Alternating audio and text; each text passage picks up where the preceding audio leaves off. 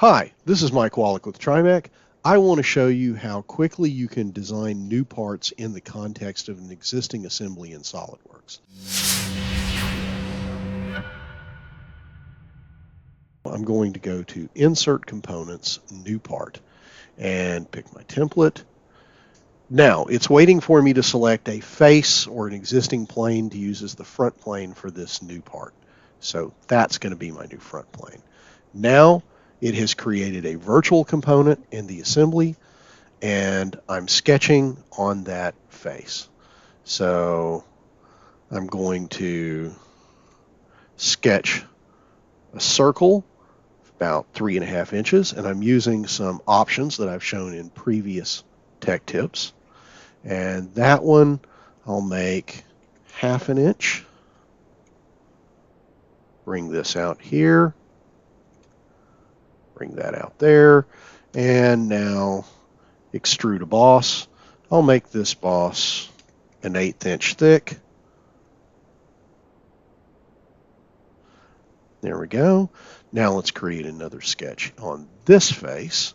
And this one is going to convert that edge and then offset that converted edge. And we'll offset it 1/8 of an inch. Extrude that 1 inch up. Looks good. Now, I need a through hole to match the holes in the mounting plate. So I'm going to go to Features, Hole Wizard, and I want a straight hole for ANSI inch screw clearances for size number 6. I do want a near side countersink, and I'm going to place this new hole on that face right there. I'll just create one right around there. And now I need to match that up to the hole in the mounting plate. So I'm going to come over here, use Select Other to be able to grab that edge, and then Control Select that one point, make those concentric, and finish the hole. Now I need to pattern that hole.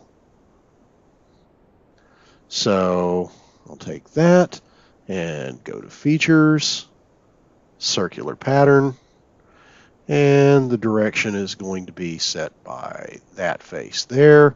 I want 360 degrees, 8 instances, equal spacing. Now I can add a fillet. We'll do 30-second fillets, and we'll place them on these 3 edges.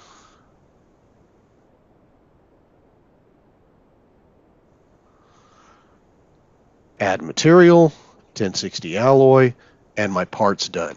So I'm going to now exit back into the assembly modeling environment. There is my new component.